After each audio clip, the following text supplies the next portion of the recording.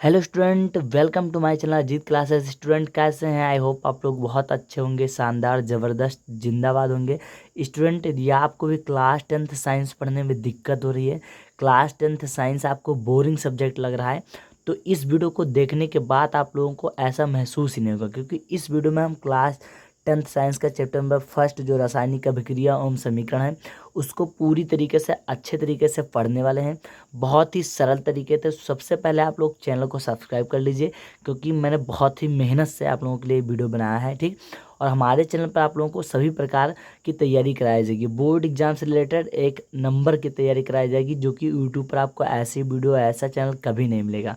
तो आप लोग हमारे चैनल को सब्सक्राइब करके रख लीजिए कि जिससे सबसे पहले आप लोगों का वीडियो का नोटिफिकेशन आप तक ही पहुँचे। चलिए चैप्टर को स्टार्ट करते हैं। हमारा चैप्टर है रासायनिक अभिक्रिया एवं समीकरण। चैप्टर है रासायनिक अभिक्रिया एवं समीकरण। इसे इंग्लिश में कहते हैं बेटा chemical reaction and equation. Chemical reaction and equation. चलिए रासायनिक अभिक्रिया जो चैप्टर का नाम है, तो सबसे पहले हम यही जानते हैं रासायनिक अभिक्रिया होती क्या है, ठीक। तो रासायनिक अभिक्रिया क्या होता है?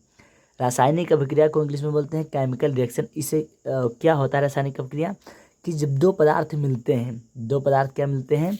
दो पदार्थ मिलकर एक नया पदार्थ बनाते हैं। जैसे मान लीजिए चीनी मिला दिए और क्या मिला दिए बेटा? पानी। ये दोनों मिले तो क्या बन गया? शरबत तो बनेगा। चीनी और पानी जब मिला दे तो क्या बन गया? शरबत बन गया। तो ऐसे इसकी परिभाषा है कि जब दो पदार्थ आपस में मिलते हैं और जो एक नया पदार्थ बनता है, दो पदार्थ आपस में मिले और क्या बना? एक नया पदार्थ। फिर से एक बार, दो पदार्थ आपस में मिल गए और एक क्या बना? नया पदार्थ।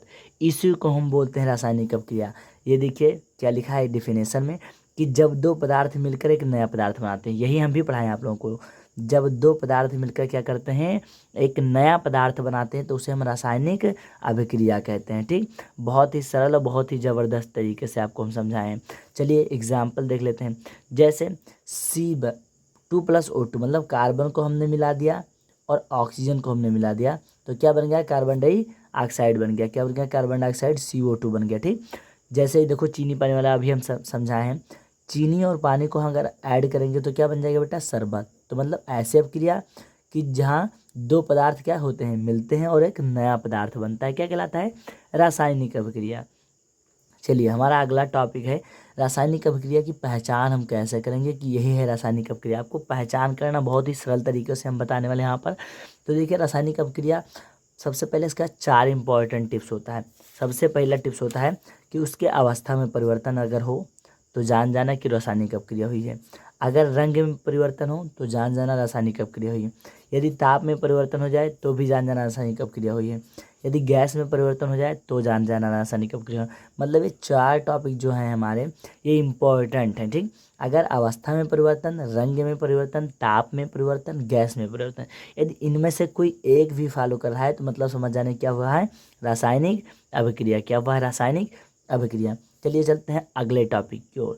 देखिए जो रासायनिक अभिक्रिया होता है उसमें दो चीज़ बहुत ही इम्पॉर्टेंट होते हैं।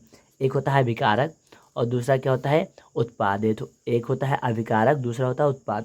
तो देखिए अभिकारक किसे कहते हैं? जो रासायनिक अभिक्रिया में भाग लेते हैं अभिकारक कहलाता है। देखिए आपको हम यहाँ भी एग्जाम्पल से समझा रहे हैं बहुत ही सरल तरीके से। जो रासायनिक अभिक्रिया में क्या करते हैं? भाग लेते हैं, अभिकारक कहलाता है। और उत्पाद किसे कहते हैं? जिसका निर्माण अभिकारक द्वारा होता है, उत्पाद कहलाता है। अब चलो हम समझाते हैं फिर से। जैसे मान लीजिए Mg ले लिया प्लस हमने ले लिया O2, तो क्या बन गया? MgO। यहाँ पर 2 लिख दो, यहाँ पर 2 लिख दो, ठीक। चलो ये बन गया।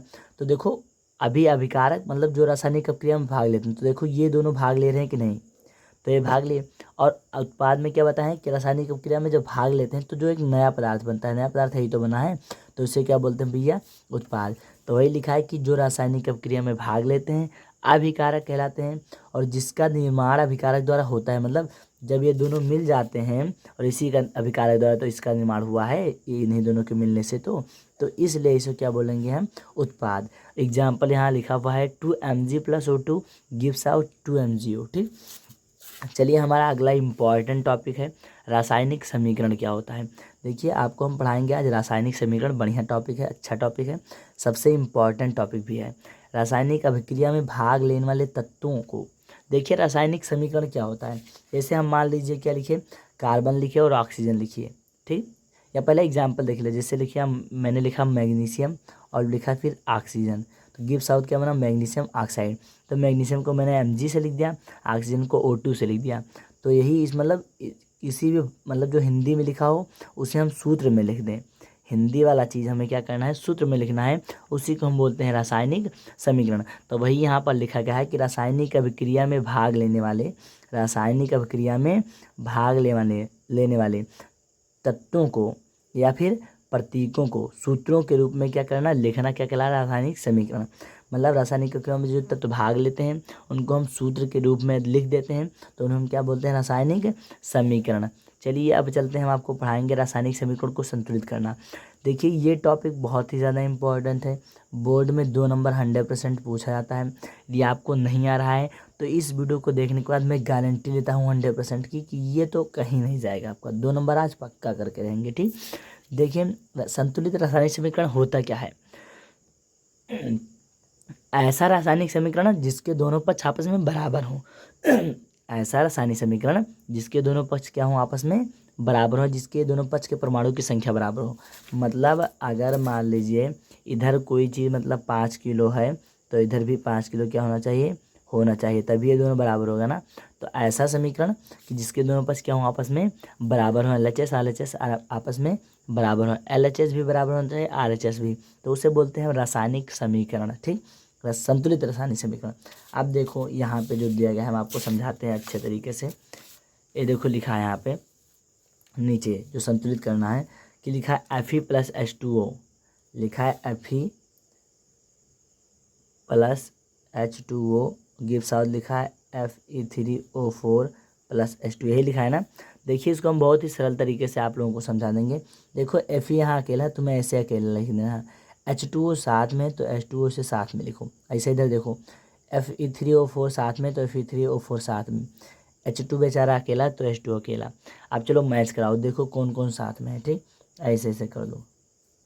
देखो Fe यहाँ पे 3 है, यहाँ पे 1 है, मतलब यहाँ किससे गुणा होगा, 3 से गुणा, किससे गुणा, 3 से गुणा। तो ठीक है चलो। अब देखो O यहाँ पे कितना है, 4, लेकिन O यहाँ पे कितना है, 1 ही है, मतलब 4 से गुणा कराएंगे ना तभी तो 4 बनेगा, तो 4 से यहाँ गुणा। अब देखो जब 4 से इसको गुणा कराएंगे तो 4 दूनी 8, H 8 हो जाएगा, O 4 बन जाएगा। लेकिन H यहाँ पर कितना है, 2 है, तो यहाँ पर H में भी कितने से गुणा, 4 से। अब देखो Fe में किससे गुणा कराए थे, 3 से, H2O में किससे गुणा कराए थे, 4 से, इसे लगा दो।